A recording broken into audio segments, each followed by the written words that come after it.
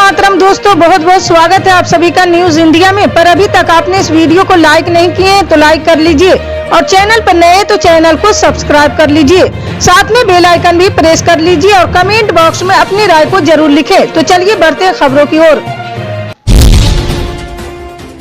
जी हां, आपको बता दें कि वित्त वर्ष 2023 और 2024 का बजट पेश होने में 15 दिन से भी कम का समय बचा है। जैसे जैसे आम बजट की तारीख नजदीक आ रही वैसे वैसे बजट को लेकर लोगों की उम्मीदें भी बढ़ती जा रही है।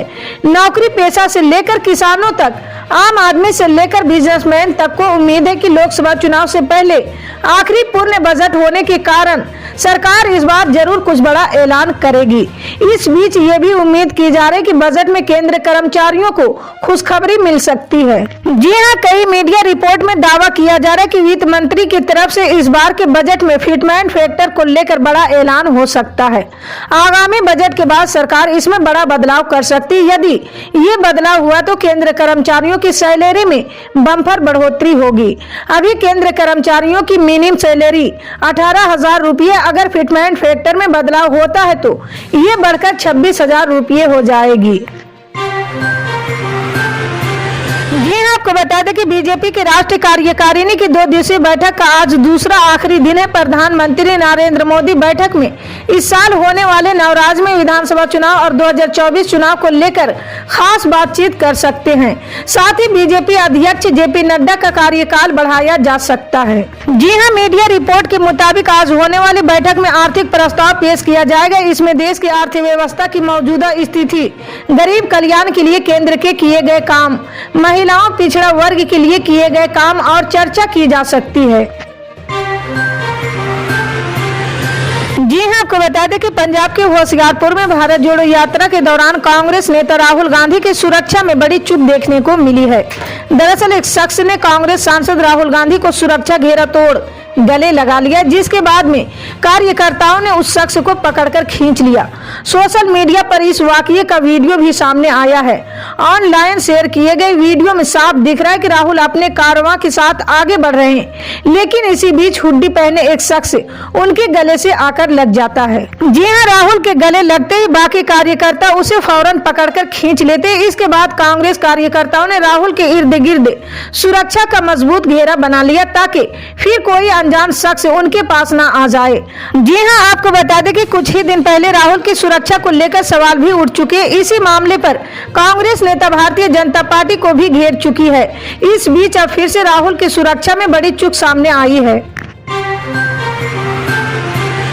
जी हां, आपको बता दें कि कांग्रेस के पूर्व राष्ट्रीय अध्यक्ष राहुल गांधी की अगुवाई वाली भारत जोड़ो यात्रा मंगलवार शाम पंजाब हिमाचल के बॉर्डर पर पहुंचेगी। यात्रा के कश्मीर में पहुंचने को लेकर सुरक्षा एजेंसियों ने अलर्ट जारी किया। उन्होंने राहुल गांधी को कुछ जगहों पर नहीं जाने की सलाह दी है। जानकारी के मुताबिक यात्रा को सुरक्षित करने के लिए एक योजना बनाई गई। इसके साथ ही सलाह दी गई कि यात्रा को पैदल करने से बचना चाहिए और इसके बजाय कार में यात्रा करनी चाहिए। जी हाँ, आपको बता दें कि केंद्र सरकार ने इस बार राष्ट्रपिता महात्मा गांधी के निधन की तारीख 30 जनवरी को शहीद दिवस के रूप में मनाने का ऐलान किए हैं। इस दिन पूर्वाह्न 11 बजे 2 मिनट का मौन रखा जाएगा, जिस दौरान किसी भी तरह के सामान्य कामकाज और आवाजाही पूरी तरह से रोक रहेगी। इस बाबत गृह मंत्रालय की ओर से सभी राज्य और केंद्र शासित प्रदेशों को निर्देश भी जारी कर दिए गए हैं। गृह मंत्रालय की ओर से इस संबंध में 10 जनवरी को एक नोटिफिकेशन भी जारी कर दिया गया है।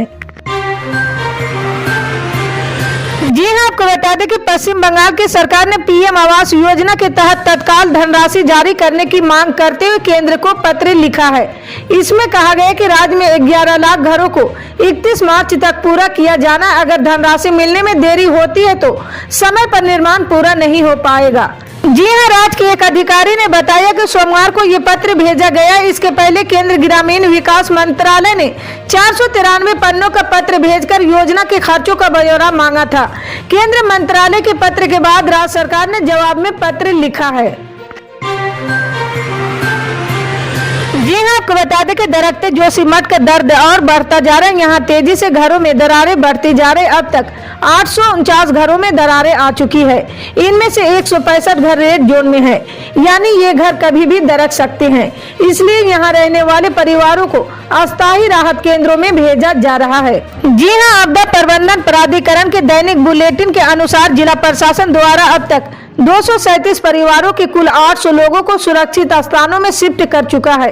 प्रभावित परिवारों को अभी जोशीमठ के नगर पालिका भवन, एक प्राथमिक विद्यालय भवन, मिलन केंद्र और जोशीमठ गुरुद्वारा में शिफ्ट किया गया है।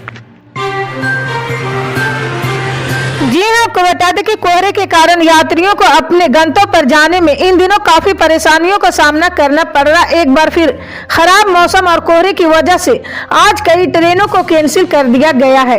वहीं कई ट्रेन आज 8 घंटे की देरी से चल रही है। भारतीय रेलवे ने मंगलवार को बुनियादी ढांचे के रखरखाव और सुरक्षा के संबंधी रेस पर चल रहे काम की वजह से 300 से अधिक ट्रेनों को पूरी तरह से रद्द कर दिया गया है। जी हाँ, रेलवे विभाग की अधिसूचना के मुताबिक 17 जनवरी को चलने वाली 78 और ट्रेनों को आंशिक रूप से रद्द कर दिया गया। ट्रेन यात्रियों को ध्यान रखना चाहिए कि IRCTC वेबसाइट के माध्यम से बुक किए गए टिकट ऑटोमेटिक रद्द कर दिए जाएंगे और ग्राहकों के खातों में धन वापसी शुरू कर दी जाएगी। जी हाँ, आपको बता दें कि देश में बढ़ती आबादी को लेकर अक्सर चिंताएं जताई जा रही है और यहाँ तक कहा जाता है कि अगले कुछ सालों में भारत चीन को पीछे छोड़कर जनसंख्या में सबसे आगे निकल जाएगा। इस बीच देश के ही एक राज्य सिक्किम में आबादी बढ़ाने के लिए लोगों को प्रोत्साहित किया जा रहा है। सिक्किम के सीएम प्रेम सिंह तमांग ने ज्यादा बच्चों को जन्म देने वाली महिलाओं को इनाम देने का ऐलान कर दिया है। तमांग का कहना है कि सिक्किम के मूल निवासियों की आबादी में कमी आ रही है, ऐसे में जन्म दर में इजाफा किए जाने की जरूरत है। जी हाँ, उन्होंने कहा कि जन्म देने वाली महिला कर्मचारियों को इंक्रीमेंट दिया जाएगा। जी हाँ, आपको बता दें कि असम की सरकार पिछले कुछ महीनों से मदरसों पर अपने एक्शन को लेकर लगातार चर्चा में रही है। मुख्यमंत्री हेमंत बिस्वा शर्मा के नेतृत्व में सूबे की सरकार ने मदरसों पर कई एक्शन लिए हैं, जिनमें कथित तौर पर आतंकियों से रिश्ता निकलने पर उन्हें ढहाया जाना भी शामिल है। इस बीच असम के पुलिस महानिदेशक ज्योति महंत ने सोमवार को कहा कि राज्य सरकार ने कट्टरपंथ के खतरे को कम करने के लिए छोटे मदरसों को बड़े मदरसों में शामिल करने का फैसला किया है। जी हाँ, आपको बता दें कि बिहार के उप मुख्यमंत्री तेजस्वी यादव ने भारतीय जनता पार्टी के सांसद प्रदीप कुमार सिंह पर पलटवार करते हुए कहा कि बिहार में महाराष्ट्र चैप्टर रिपीट नहीं हो सकेगा। दरअसल बीजेपी MP प्रदीप कुमार सिंह ने कहा कि महाराष्ट्र में विधायकों और सांसदों को अपनी पार्टी से भरोसा उठ जाने का क्या नतीजा हुआ, ये सबने देखा है। उसी तरह बिहार में भी नीतीश सरकार पर से उनके सांसदों और विधायकों का विश्वास उठ रहा। आने वाले समय में उनके सभी विधायक और सांसद उनका साथ छोड़ बीजेपी का दामन थाम लेंगे। इसी पर तेजस्वी यादव ने पलटवार किया है। क्या भाजपा बिहार में भी महाराष्ट्र जैसी राजनीतिक उथल पुथल को दोहराना चाहती है? इस सवाल के जवाब में तेजस्वी यादव ने कहा कि कुछ महीने पहले भारतीय जनता पार्टी ने बिहार में भी महाराष्ट्र जैसी कोशिश की थी, लेकिन यहाँ महाराष्ट्र की उलट हो गया है। जी हाँ, तेजस्वी यादव का इशारा पिछले साल अगस्त महीने में हुए सत्ता में बदलाव की ओर था, जिसमें बिहार के मुख्यमंत्री नीतीश कुमार ने भारतीय जनता पार्टी से नाता तोड़कर RJD व अन्य दलों के साथ मिलकर नई सरकार का गठन कर लिया था। जी हाँ, आपको बता दें कि दिल्ली और उत्तर भारत में शीतलहर का प्रकोप जारी। दिल्ली में सोमवार को न्यूनतम तापमान 1.4 डिग्री सेल्सियस दर्ज किया गया था। वहीं आज दिल्ली में सफदरगंज में न्यूनतम तापमान 4.6 डिग्री सेल्सियस दर्ज किया गया है। पालम में सुबह 5:30 तक न्यूनतम तापमान 6.0 डिग्री सेल्सियस दर्ज किया गया है। मौसम कार्यालय ने कल तक राजस्थान, पंजाब, हरियाणा, चंडीगढ़ और दिल्ली के कई हिस्सों में गंभीर शीतलहर की स्थिति की भविष्यवाणी की है। हालांकि भारत मौसम विज्ञान विभाग ने उत्तर पश्चिम भारत में शीतलहर की स्थिति गुरुवार से समाप्त होने की संभावना भी जताई है। मौसम कार्यालय ने कहा है कि गुरुवार और शनिवार के बीच न्यूनतम तापमान में 4 से 6 डिग्री सेल्सियस की वृद्धि हो सकती है। इसी तरह की पल पल के अपडेट जानने के लिए जुड़े रहे हमारे न्यूज इंडिया के साथ। मिलते हैं अगली बड़ी खबर में, तब तक के लिए जय हिंद।